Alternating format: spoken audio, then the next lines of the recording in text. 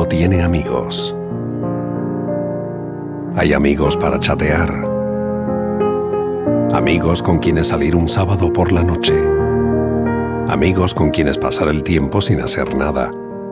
Amigos que aparecen el día de la mudanza. Y hay amigos que estarán allí si alguien se está enfrentando a una enfermedad mental. ¿Eres tú uno de esos amigos?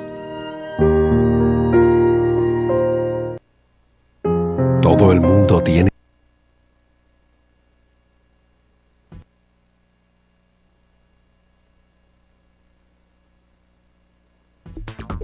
Bronxnet.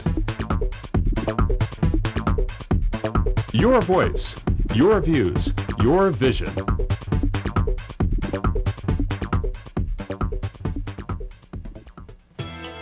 The views and opinions expressed on this program are those of the participants and do not reflect the views of Bronxnet or the program underwriters.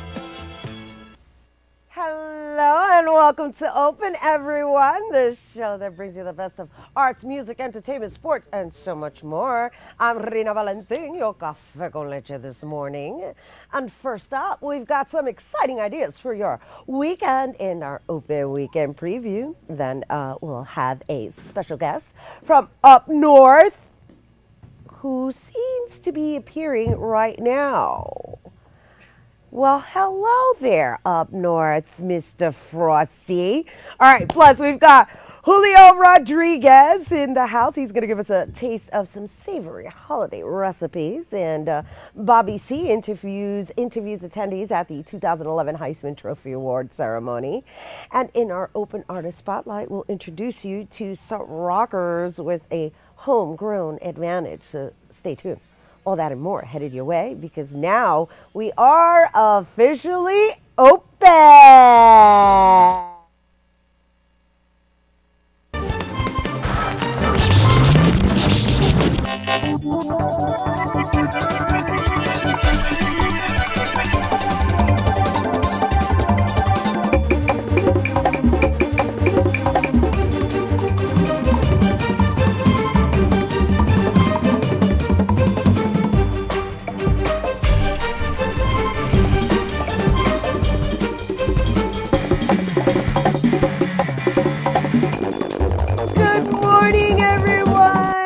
Welcome to Open. Rhina Valentin here, and you are watching Open, of course. And you know, we here at Open live for your feedback. So please send us any feedback that you may have on this show or any shows that have previously aired by sending us an email to open@bronxnet.org. And you know, you can click on our website 24/7 at bronxnet.org. And you know, we are tweeting nowadays, people. So send us a little chirp at Bronxnet TV. That's right.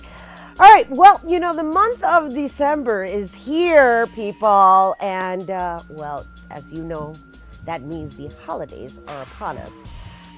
You have to welcome and, well, I have to kind of get used to our live decorations here. We've got Frosty in the house, and he seems to be a little camera happy. So, since we are live, we're going to entertain the live decorations of Frosty the Snowman. All right, we'll carol later, but now it's time to share some exciting holiday events with you. It is now time for our Open Weekend Preview.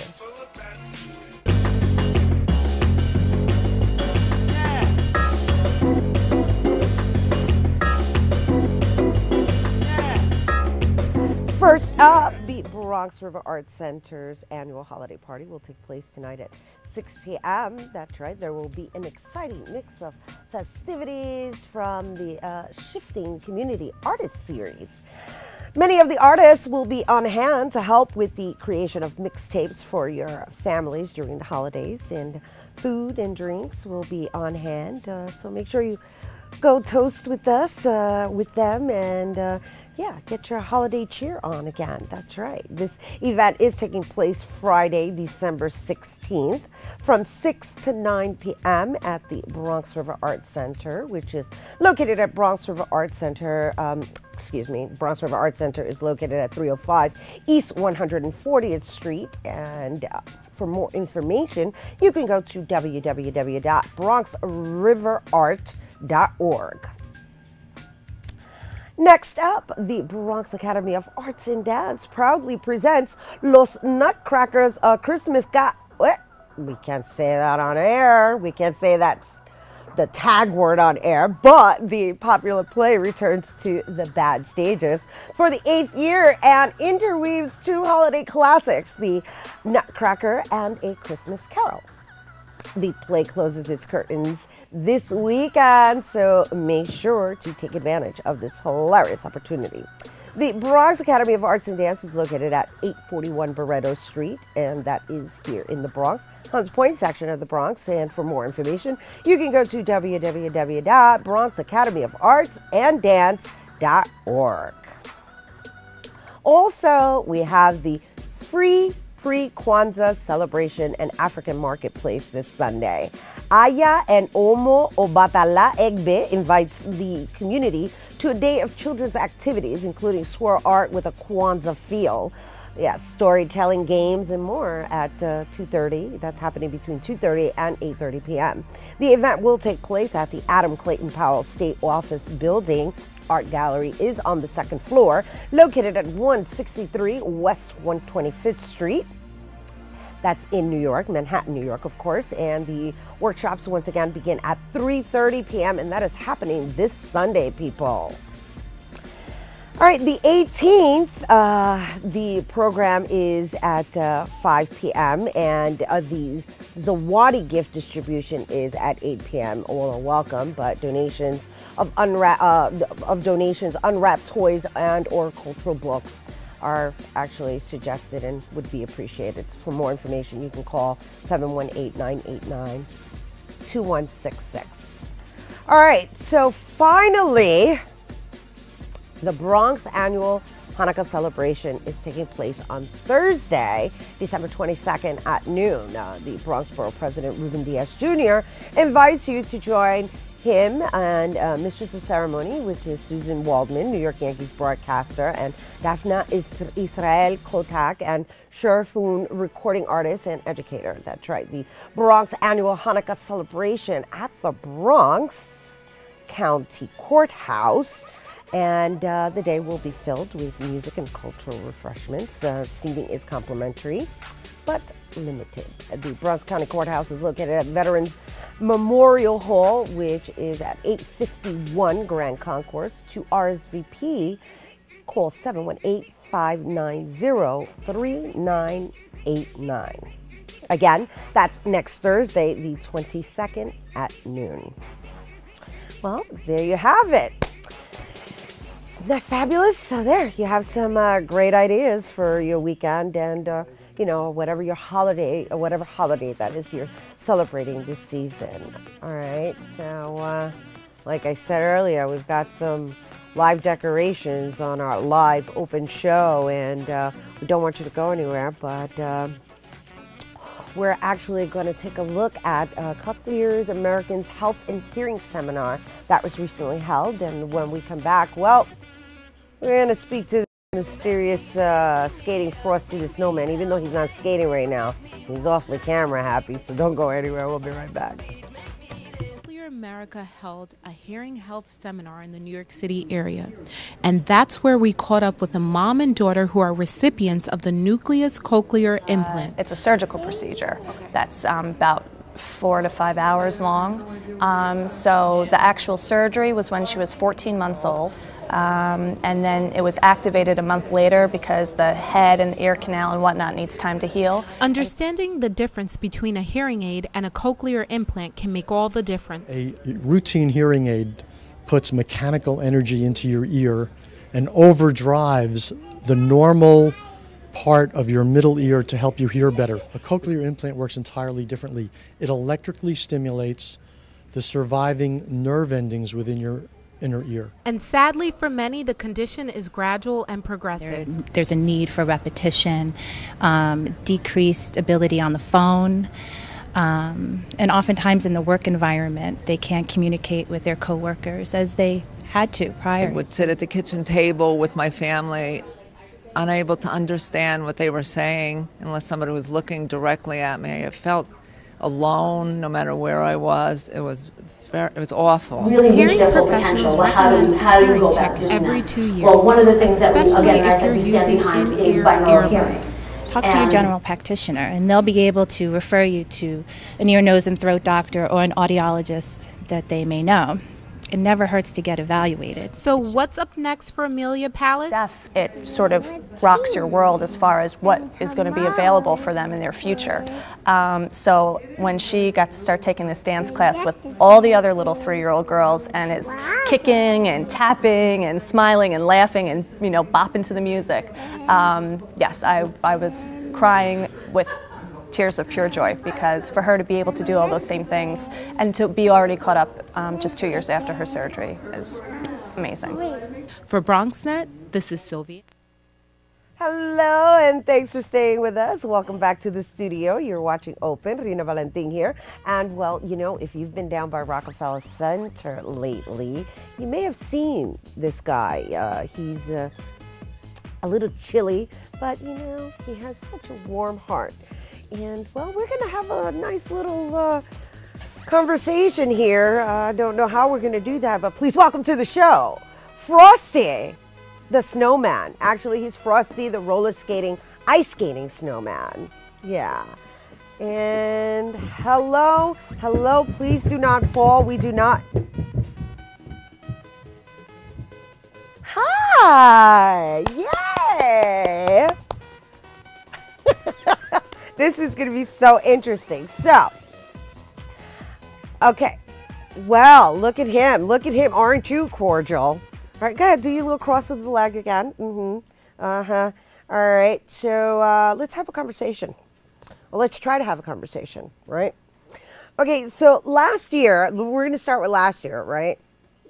Last year, we did the special open at Fordham Plaza, and we did it in a glassmobile, and then there was this, you know, mysterious snowman roller skating around. And interesting enough, you know, he looked friendly and safe enough that I did a whole bunch of photo ops. I mean, this snowman was dipping me. I was like, wow, who is this Frosty guy, right? Don't you want to know? I certainly want to know. And so somehow his publicist reached out to us and sent us some clippings, some newspaper clippings, saying how he's been out there and he's being written up and he's been putting on a lot of holiday cheer and just pretty much making people smile, right? I mean, when was the last time you saw a roller skating snowman, right? Go ahead, show off your roller skates. Pretty cool roller skate. And he's down like that, okay? He's down like that. He's like down like that. You saw that? Look, he's got flavor. So, obviously he's an urban snowman, right? He's an urban snowman, yeah. And, of course, as I was saying, we were contacted by his publicist, and they sent us some press clippings. I believe you were in Riverdale, right? The Riverdale Press. And, well, he's actually making some noise, and he's been doing this thing regularly at Rockefeller Center. And we thought it would be interesting to have this urban, you know, flavorful, roller skating, old school, okay, because he's got the 4-wheelers. Let's just do it. Yeah, let's show that, because that's like a big deal, all right, because everybody's into rollerblades now. But no, he's keeping it real, right? Because that means he could do some nice spinning and some. Can you do a little spin for us? All right, look, he's going to do it. I don't know if the cameras are going to be able to follow. All right, go for it. Go for it. Frosty. Go, Frosty. Go. You need, yeah, Can you spin? Can you do a little spin? Okay, too much. All right, sorry about that. We don't want to overwork him. He has to save some of his energy. That's hilarious. You rock. You so rock. You so rock. Okay, so how has it been actually ice skating on Rockefeller? I'll let you catch your breath. You said, Oh, you roller skating at Rockefeller. So you're not even getting on the ice. That's hilarious, okay? Because, you know, tis the season to be ice skating at Rockefeller Center. And then you got a snowman roller skating. Now, how do you roller skate on ice? Yeah, let's think about that for a minute. That's pretty, that's ingenious. That's ingenious. Roller skating on ice. I see. So you run on ice with the roller skates. So I guess you're like hopping on the stoppers. Okay, so how does that put a smile on people's faces, though?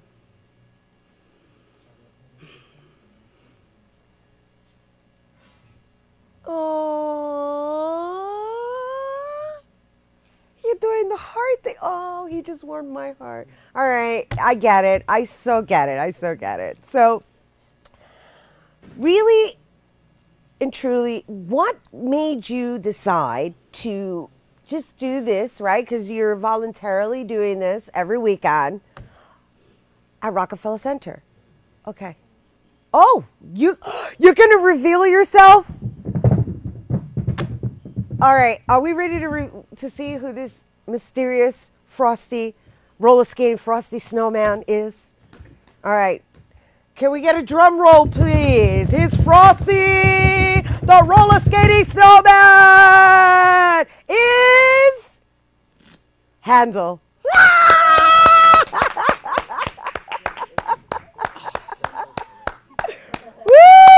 Love it. I know you were dying to breathe is what it was. Look at him. He's all sweaty. First of all, I want to say Merry Christmas to everybody, and thank you for having me on the show. Everybody here that's working hard on this Friday before Christmas weekend, next week. Your question was, what made me want to do this? You want to catch your breath for a minute? No, you're good. You're good. Okay. I'm fine. Okay. I hang out with you. I can do this. Yeah. Well, you know, we all have hard times during Christmas, and some people go sad, and some people don't have that much money. But I turned around and I said, you know, I'm going to take every single inch of positive in my body and every single inch of every smile that I can put on someone's face and use it all and put it into my energy and skate around and help the kids and watch their smiles. And every time someone smiles and I hug them and they hug me and I pick them up and we take pictures, I don't charge nobody. I don't want their money because I'm not into that. Like Charlie Brown, you know, we don't want to make it that commercial looking thing. We want it coming from the heart. And that's what I'm about, always from the heart. Everything comes from the heart. And I want to put the Christmas cheer in every single person. People turn me into postcards. They turn me into their family pictures that they send overseas. And it doesn't bother me because at the end of the day, I may be tired, I may be sweating, but my heart is warm, and so theirs, and the children's smiles are amazing. I'm sure. That's so sweet. It's such a wonderful gesture. Not to mention you getting your workout on. Forget about it. Hello. No, I mean, of course, you know, I had to throw that in there. But really, behind all of this, it truly is a great gesture. And thank you for coming and revealing yourself on air here because, you know, you're doing this voluntarily every weekend. And obviously, you invested in this costume because you've had it since last year. Right. So. Actually, I have a team. My friend Bobby, whose mom passed away last year, and he was really sad. So I told him, come with me, I'm going to put a smile on your face. And you couldn't take the man's smile off his face. And then I have Eric Martel, who lost his job, and I put him, I said, come on, let's get him involved. And Steven Garcia was having a hard time. I said, come on, let's go put some smile on people's faces. And at the end of the day, they can't take the smile off their face. They video record it, and they can't take the smile off their face. So I want to thank them also because without them giving me water, getting me my Gatorade, and it's amazing, you know, what a smile on anybody's face. Look, there's the image of what a smile on people's faces can do. You know, not only does it have to be the holidays, but any day, but especially during a time when people may have lost their family members, like I know a lot of people have lost their family members this year. You put a smile on someone's face, it lasts for a long time. It does. And the warmth in somebody's heart lasts for a very long time. Just like your smile, you can't take it. And he doesn't even have the mask on because she can't take the smile off her face. Because I can only imagine the reactions of people, because I know I was very happy when I saw you last year. So listen, where if people wanted to catch Frosty the Snowman, I mean, there's no FrostyTheSnowman.com, right? There's no Frosty the Snowman. There's no Facebook Frosty. There's just Catch Me If You Can. Catch you if you can. Catch me if you can. If they can. I'll be by Rockefeller Center. God blessing. Everything goes well tomorrow. I'll be by right across the street from Radio City Music Hall. Let Santa Claus know I'm right there with him. Let Rudolph know I'm right there with him. That we're part of the Christmas spirit. And I want to share that with every single person in this room. And all over, as far as we can take it to, just push it, because it's a beautiful thing. It's a beautiful holiday. Every day is a blessing of a day. Beautiful. Happy holidays. Thank you, Handel. You're so funny. You're so funny. But you're going to stay with us to the end of the show, right? I'm not going nowhere. Okay, good. All right, so don't go anywhere because we got more Frosty. Well, he's going to be roller skating around. And once again, Frosty, he's going to be spreading the holiday cheer. And, well, if you're around Rockefeller Center, he will be back on his skates at Rockefeller Center.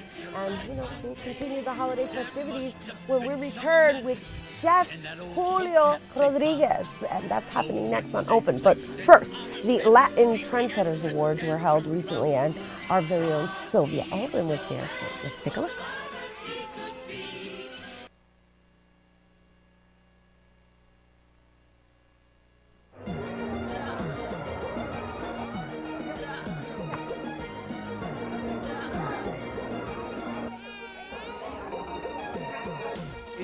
Great honor, because as you know, Latin Trends has been doing great, during these past years, especially, keeping our Latino community very well informed of all the new things that are in our society, in our city, New York City. So I am so glad to be here, to be part of this event, and I hope that Latin Trends keeps on growing and growing every year. Award that they recognize, like I said, the achievement in our community, in different categories, and this is what we are going to see, how the Latin community is growing and it has the presence in this city. When I work with my community, it's always an honor for me. It's always when we achieve something, I want to be there. I am part of this community, and always when they need me, I will be there. I do what I do because I love it, because it's a passion. Not because I'm Latino, but that's a good byproduct of it. So I'm tremendously honored that they selected me for this, because it just moves me. These are my people, and together we're fighting for the same things, and to be recognized by them means a lot. Great deal. I grew up in Miami, Florida. I'm the son of Cuban immigrants, and I was always taught from day one to be very proud that I was Hispanic, that I was the son of immigrants, that my parents worked hard to come to this country. My grandfather left a job in Cuba at Procter & Gamble to wash dishes at the Fontainebleau Hotel in Miami Beach so his son could have an opportunity and I could be here giving you this speech. So thank you so much. Vamos a recibir con un fuerte aplauso a José Alberto el Canario. A la hora que me llamen voy.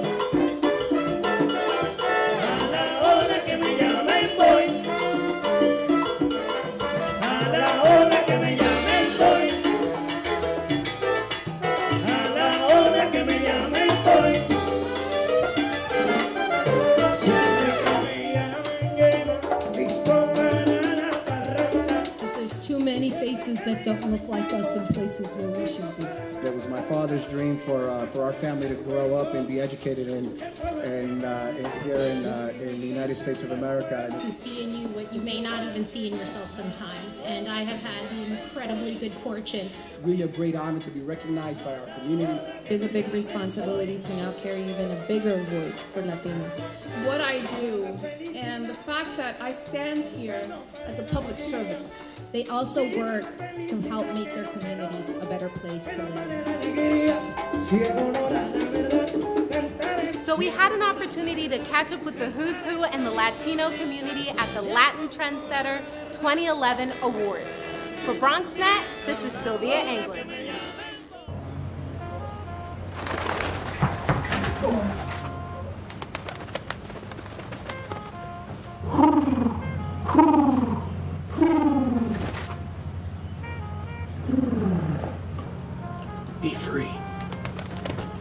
Nice, Dad. Nice, Dad. Nice, Dad. Charles! Nice, Dad. You don't have to be perfect to be a perfect parent. There are thousands of siblings in foster care who'll take you just as you are. Hello and welcome back to Open. Rhina Valentin here. I hope you're ready for some, some delicious treats. That's right. Our next guest was raised in the Bronx. He's worked in many restaurants, clubs, and bars, and one day came home and told his wife, well, I think I'm going to write a cookbook. And so the result of that was published in 2007. Now, Chef Julio Rodriguez is back with Cooking Columbus, a history of cooking in the Caribbean. And Cooking Columbus is an achievement of a lot of research, hard work, and 2 years dedication to a cause, to bringing the reader back to a time when the islands truly were an island paradise. He's also here now to show us how to make bread pudding. And, well, it's already made, so I guess we're going to taste the bread pudding. Please welcome to the show, Chef Julio Rodriguez. Hello, hello. Welcome. How are you? Thank you. Good. All right, so this is actually your second book, right? Yes. All right, so just take us on a little trip, because I kind of just narrated how, one day you just said, I'm going to write a cookbook, but it wasn't just like that. Well, what happened was I heard so often, you cook so well, you should write a cookbook, that one day, I think it happened the 500th time that I heard that. I came home and I said, that's it. I don't want to hear this anymore. I'm writing a cookbook. And Dolores says to me, well, honey, but you're not an author, you don't write. I said, no, but I'm going to do one. And would you believe that since it's been 2 years, I haven't heard that anymore. I'm now working, well, I've just finished completing the second book, which took actually 2 years. You don't hear what anymore, that you're not an author? No, that I should write a cookbook. Oh, that you should write a cookbook. Oh, okay. I thought you were mentioning the fact that because you wrote Doll's House, right? Doll's Kitchen. Doll's Kitchen, yeah. right? Which I'm sure is short for Dolores. Yeah. Right. My wife is nicknamed Doll or Dolly in Spanish. Beauty. And she looked like a chubby Raggedy Ann when she was a baby. So they nicknamed her Muñeca or Doll. Muñeca, that's so cute. And then after that, the one that I really wanted to put together was a book showing the history of the Caribbean from the point of contact with the Indians, take it all the way back to our people in general.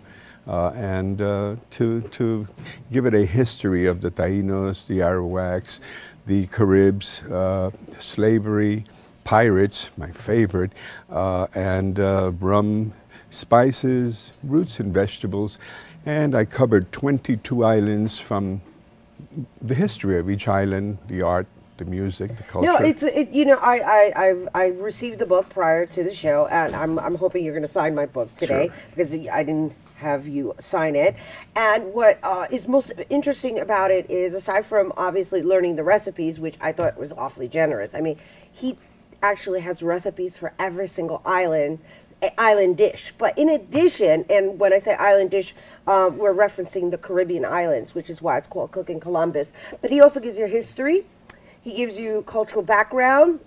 He gives you the favorites, the most common, and then of course, the ingredients. And at that point, it's really up to each individual to make it their own. Yes.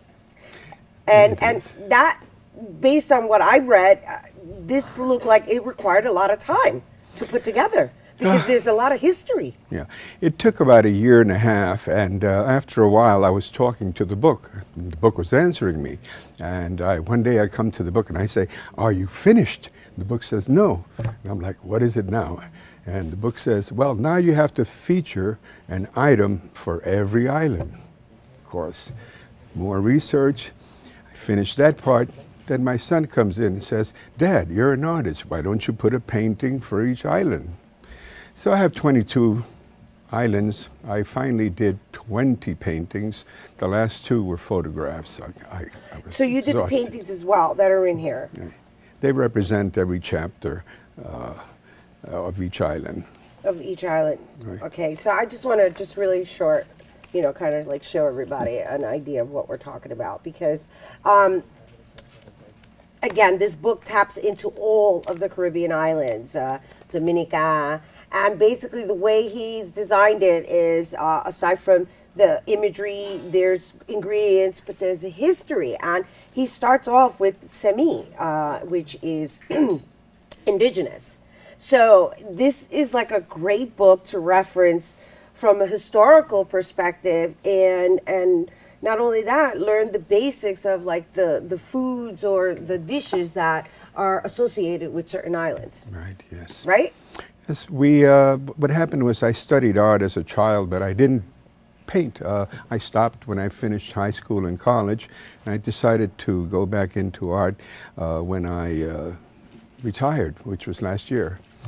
And of course, my way through the Navy, I decided that I didn't want to paint ships gray, and the only two things that were available was culinary training or clean uniform. So I decided to go with the stomach instead of the uniform, and went to school and studied culinary arts, and that was back in the 60s. That's okay. I live in denial and I say it all the time. It's been a few years. And actually, since I was an artist, my food looked great. Didn't taste great, but it looked good. And then I had to work on that, taste part to get it to fit the look. Right. And, and we're going to be able to taste this later to talk about the taste test. But what did you find in your development that assisted in your taste process, or the palates and filling the palates? Like, is there a secret that you well, can there's share? lots of secrets. Almost every ingredient has secrets. We get to a point where we say, I used a lot of love in making this particular product. But love isn't a spice. Love is something that you put into, it's a feeling. Right. And if you put that feeling into food, it's always going to come out good. It's going to have a lot of love, and especially if you're making it. And I would say to anyone who wants to become a chef, remember, there's a lot of hours, a lot of training, a lot of weekends, a lot of holidays that you're going to be working. So it has to have that love aspect. You must really enjoy being there and doing that. And putting it together. That is so interesting. What a wonderful piece of advice. Yeah, it's true. Because basically, and you know what? I feel it. I feel what you're saying. Because you can tell when somebody is doing something because they have to do it as opposed to loving to do it. Little love goes into everything I make. And it's a magic ingredient. You don't really see. It's from the heart. Oh, I get to taste his love. Now, before we even go to that, I understand that you have these videos on YouTube. Can you share a little bit about, we're looking at it right now. Oh, yes. So I guess you teach people how to make things? Yes. What it is that we decided to do more than one video. I'm flooding the market with videos on foods, and since we have so many recipes in the Caribbean, I figured, well, let's do a video for every recipe. And what is this that you're making right now? this is pudding de pan. We did this. Okay, good. This is a few days ago. Shows you how much I bake. Yes, this is our kitchen at home, where we produce the videos. And I'm looking forward to somebody somewhere saying, hey, there's 8 videos already. Next year there'll be 20.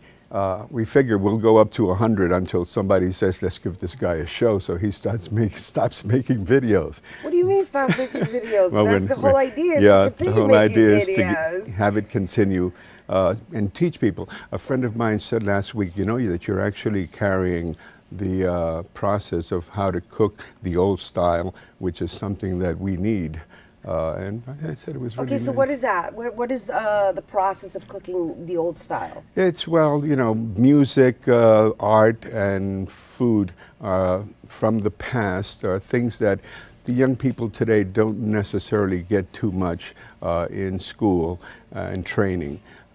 This is a development process that we need to put more effort into, and I figured I would do that by my videos, my books, and I teach culinary art 3 or 4 times a month in New Rochelle, And we're doing pasteles the old ways, sopaos. When you say the old ways, would that mean that you're not using a food processor? You're actually guayando? Well, we do use the food processor. Ah, that's not the old way. But we have a very good one. I feel this way. If you're going to make 20 pasteles, go ahead, grind them. But if you're going to make 500, and we usually do during this time of the year, you know, you're going to need a lot of people, or you might as well break out a machine. You know, back in the day, the way we used to do it is like we would make a patele party, and we would just sit there and guayar, and you know, I mean, I know it's not highly recommended now, but you know, blood was part of the flavoring at that little time. Skin, a little skin, you know. Yeah, that was the love that went into the food back in those days. Yeah, it's funny. But a good friend of mine says, you know, it's nice that you're doing this because it seems to be a lost art. And we don't want to lose art. We don't want to lose any of these. Okay, so now that we have the bread pudding, right? Yes. It's already made. So he has blessed us with an already made bread pudding, and we didn't get to go into the details of what goes into there. However, that's in the book, and it's also on the videos, and we just shared a clip of the videos. So I am actually going to be the taste tester and share with you guys all the love that he put into this. And in the meantime, while he's describing how he's going to cut it out, because I see he's got some whipped cream there, he could share with everyone where you can see the videos, exactly what YouTube channel, and where you can actually purchase the book. Well, basically, you know, I make bread puddings, and a lot of people add simple raisins to bread pudding. I'd like to take it a step further. You can add walnuts, you can add pecans. Can we just show that to the camera? Like sure, they're right there. Yeah, Lex. Yeah. Okay, so what's in there? This one is made from raisins, and there's also a way that I showed in the clip where you put it into water, a bain-marie, and what it does, it makes a very moist pudding de pan. You can make it without the water, and it comes out a little drier, the way that we used to in the old style. This is the more modern concept. It makes it softer and smoother. You're going to like the way. All right, I can't wait. Let's do it. Let's do it. Let's do it. I am like very anxious to actually eat pudding for breakfast. Oh, and he's putting the whipped cream here. And I see everybody in the crew salivating already. Yeah. Easy, everyone. I think we brought enough for just about everyone. We brought enough for everyone? Yeah, have a little taste, sure. I'm going to taste it, and while I taste it, Julio's going to tell you where you can go get the ingredients, as well as watch the videos. The ingredients, basically, you could find just about any supermarket. How is that? She's quiet. It's always good when you don't hear anything. Okay, well, the whole thing is that you guys didn't get to catch me put the actual piece in my mouth, right? However, I planned it accordingly because I figured he would talk while I would eat. And I must say that as I'm eating this, he's absolutely right when he says that there's been love put in this, because I can taste it. I can absolutely taste it. And it's soft. The raisins are plump, very soft. It's not a dry pudding de pan. No, it's not, and that's important. Okay, so where can people see the video? What's the YouTube channel? Well, basically, you go to YouTube, you put in Chef Julio Rodriguez, and it'll just pop up. We have 8 right now. We're working on the best pasteles video. That's almost finished. That'll be coming up next week. And from there, we're just going to continue. We're going to Jamaica, and we're going to do oxtail stew. We're doing the chillo, the red snapper, after that. We're doing ensaladas de pulpo, and we're visiting each island as we go along with new videos for next year. Beautiful. I just want to make sure that I have the proper information as to where you can actually check out Chef Julio. We're probably going to have Chef Julio back on again at a later show, because it sounds like he's got some really great recipes to share with us, even though, you know, he claims they're old school style, but, you know, we've upgraded and used modern tools such as food processors. But just the fact that you've taken This Intrometido Frosty the Snowman. We just want to thank, he's leaving with the, easy there. All right, once again, thank you, Chef Julio Rodriguez. And thank you for the book. Make sure you sign it. And once again, if you're interested in getting the cookbook, Cooking Columbus, A History of Cooking in the Caribbean, you can go to, what is it, tinyearl.com? Exlibrius. Exlibrius? .com. Exlibris.com that's /Cooking the Columbus? Yeah, that's the publisher. Okay. Barnes & Noble has it, Amazon has it, or you can give me a call and I'll get it to you somehow. Beautiful, thank you. And once again, he's on YouTube, so check him out, Chef Julio, right? Just type up Chef Julio, and he's got already 8 videos up there, right? There, the Pudín de Pan came out. We have paella, we have mofongo, which is doing fantastic. We have arroz con pollo, pollo guisado, pollo fricasé, pernil, and arroz con gandules. Oh, yeah. All he did was make me hungry, and all he brought me was pudín. Thank you. Next time. Chef Julio. Yeah, next time. I'm going to hold him up for some arroz con pollo, mofongo, all that stuff. It sounds fabulous. All right, we got to take a quick break. Oh, no, actually, Bobby C., he was at the 2011 Heisman Trophy Award ceremony recently, and he got to speak with some of the attendees. Let's take a look at that.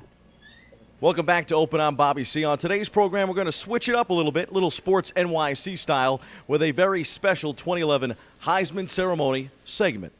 Let's take a look back at the 2011 Heisman presentation.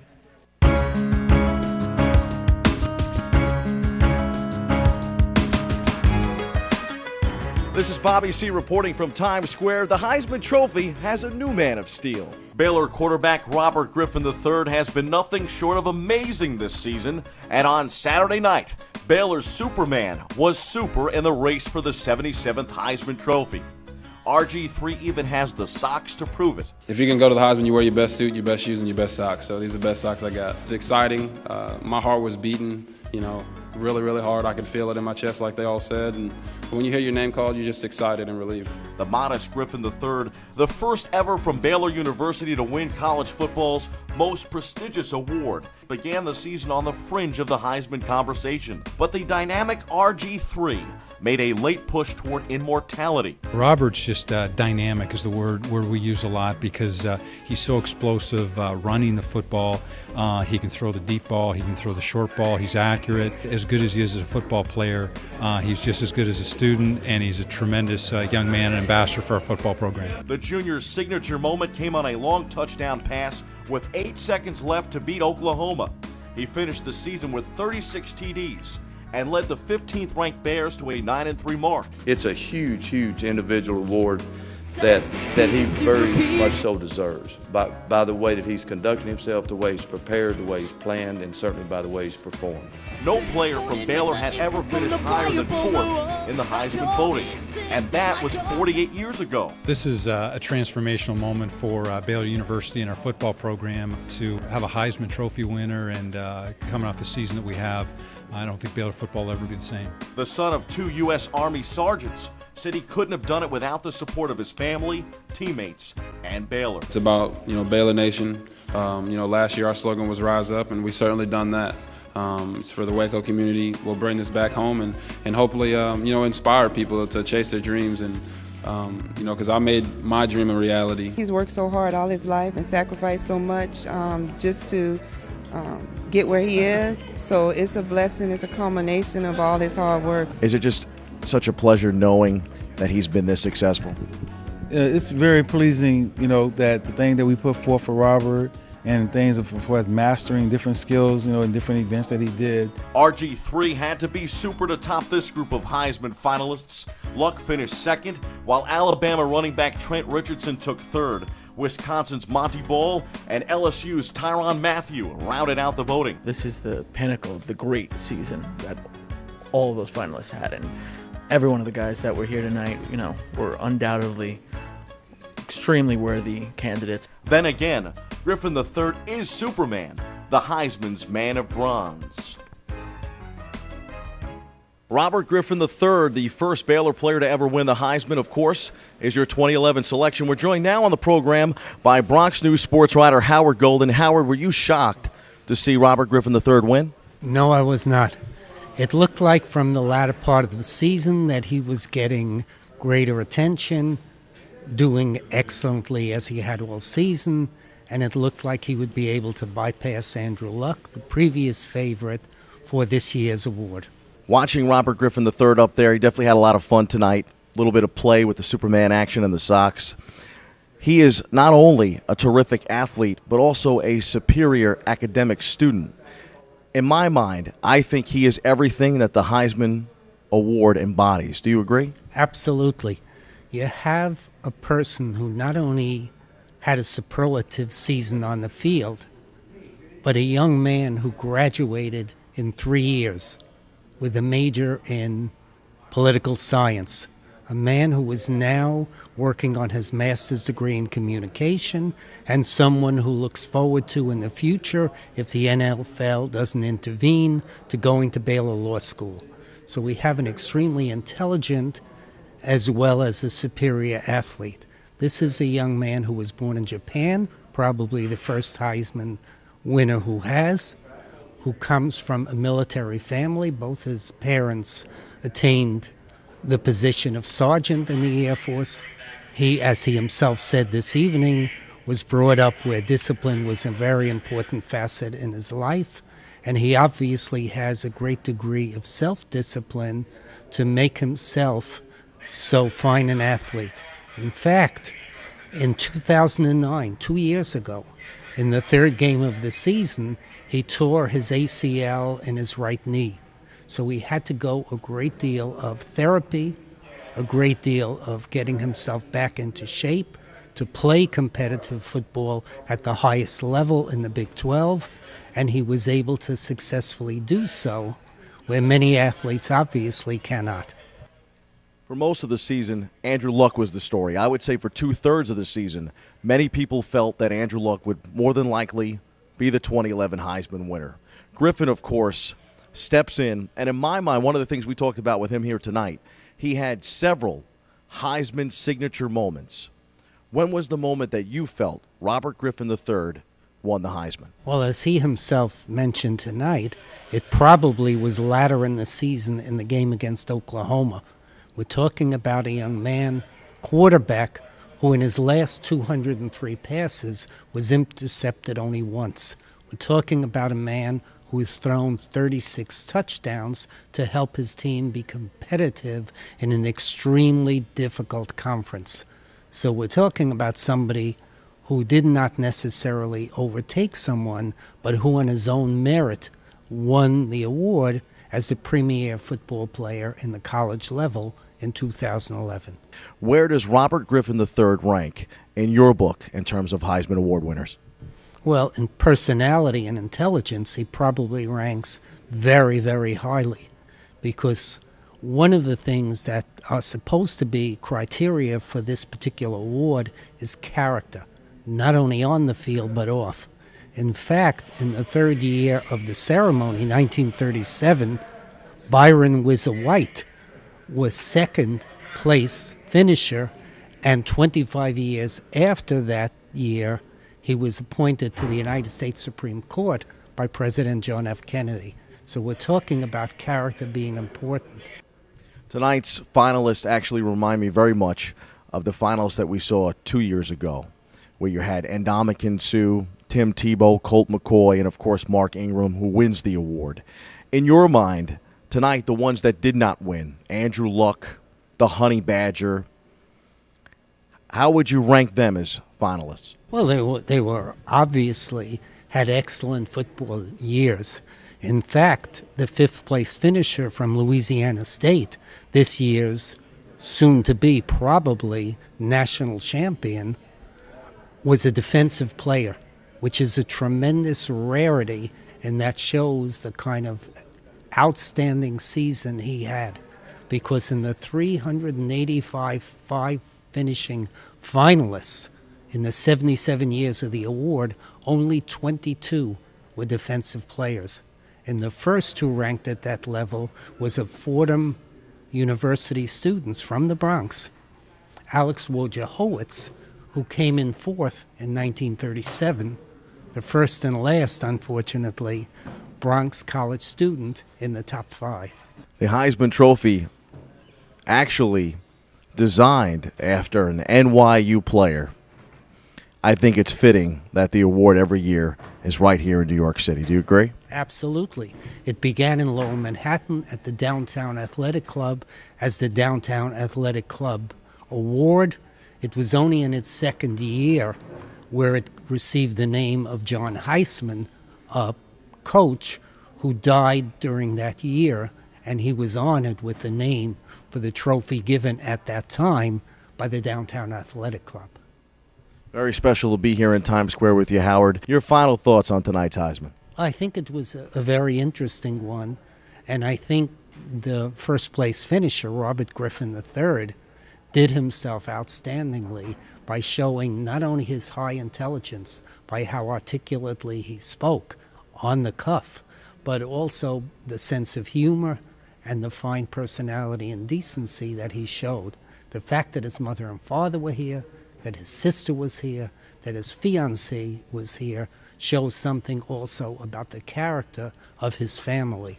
That's all the time we have left in this segment, Howard. I really wanted to thank you for coming on the program. And as always, I wanted to encourage everybody at home to pick up the Bronx News and read your excellent columns. Thank you very much. I appreciate being able to be here tonight. And I am always a pleasure to be with you. And I thank you very much for giving me this time.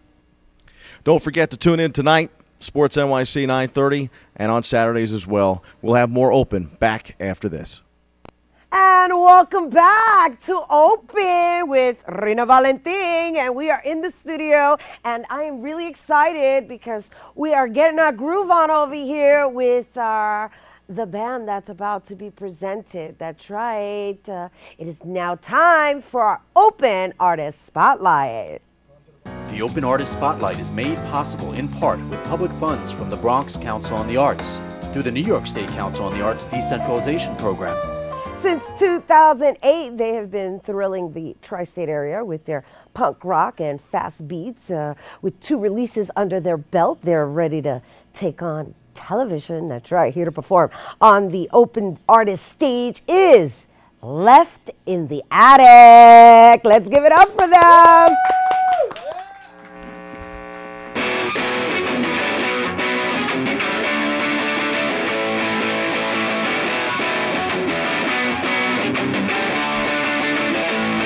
Let's go!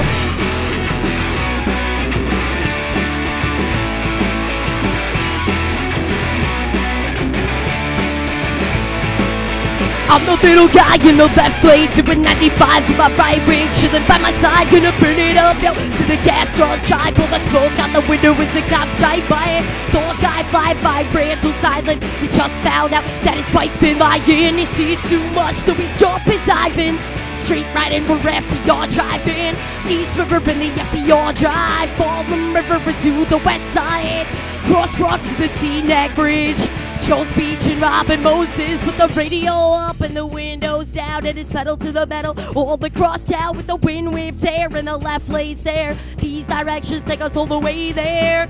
Westbound from the LIE, but coming back from the sea towards NYC. Gonna SWE, JCHB. Cruising Pella Parkway, mad smoothly. Whitestone Bridge, the Van Wyck Parkway, 290 on the BQ Expressway. Shocked like a shotgun, Sunset Park. Shocked if you find a place to park in the dark, cause there's a radio up and the windows down and it's pedal to the metal. All across town with the wind whipped air and the left lane's there. These directions take us all the way there. Yo, Boca, White Castle, 3 jalapenos, bro, and please no hassle. In fact, could you double that and a fat sack? The single don't jack with the whack in the back. Much to the memory to CT because Greenwich Avenue knows no poverty with the wine galleries. Earning 6-figure salaries, open with toweries. Complain about galleries, radio up, the windows down, and it's pedal to the metal. All across town with the wind whipped air and the left lane's there. These directions take us all the way there.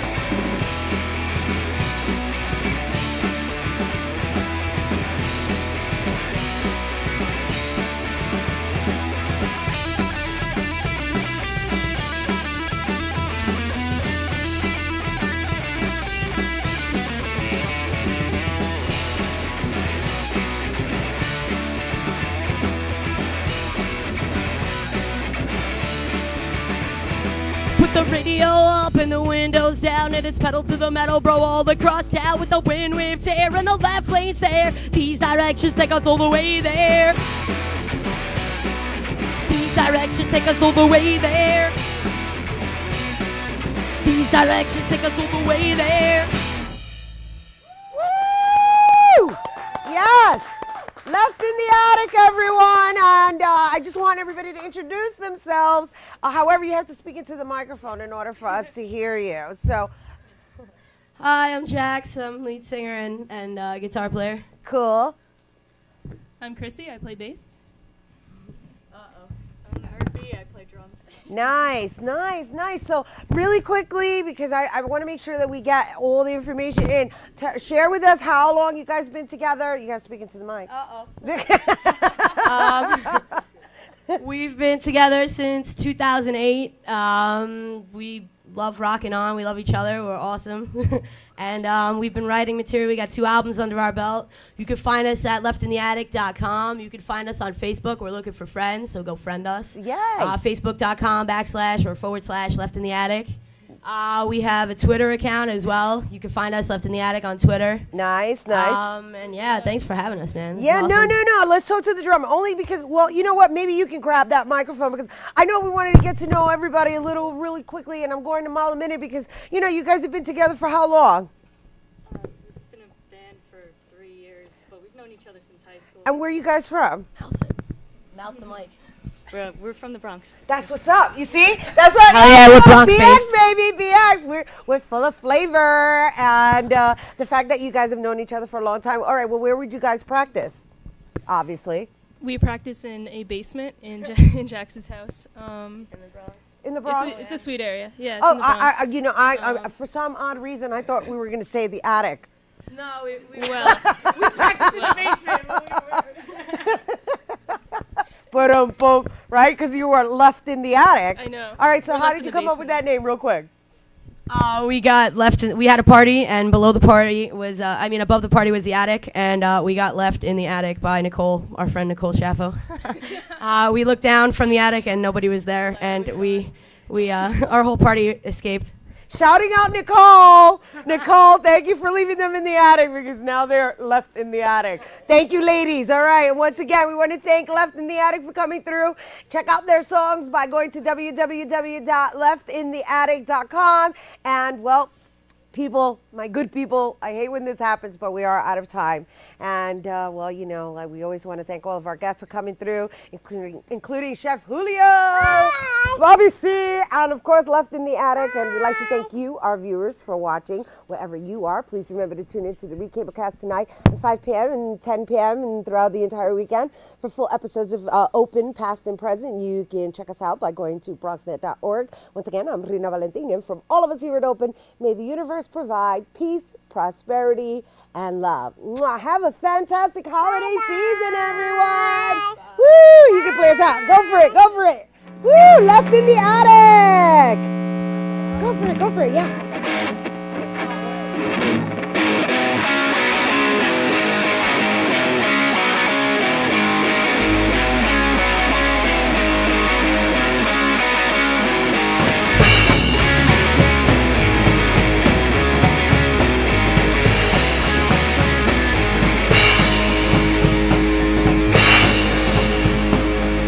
In the street in the middle of the night, went to the corner, had a huge fist fight, shot 10 windows with his 45 gun, killed 2 kids and is on the run, yeah.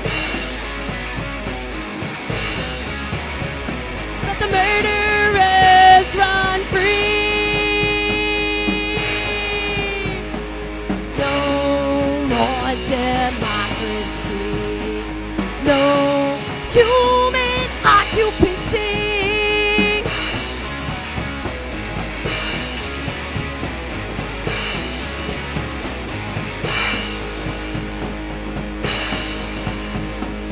Structure fire consumed with flames. He wants no cash, shows it all for fame. A room full of lies and he's to blame.